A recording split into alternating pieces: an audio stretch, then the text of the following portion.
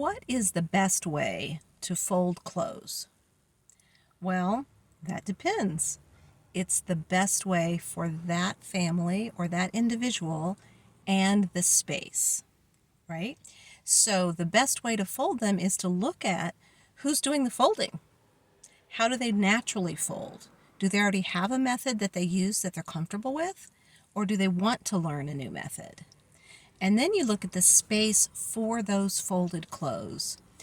Does the way they already fold fit the space to maximize the efficient use of the space? Right? So you're looking at resources, and you're going, does this way already fit great? No need to change it. We just need to help them declutter it, maybe organize it a little differently, but let their muscle memory stay the same as the way they're folding. Because they're folding laundry and we want to support that, right? And then we look at the space. Like, do they have enough space to continue folding this way? Or do we need to change the way that something's being folded in order to fit into the space?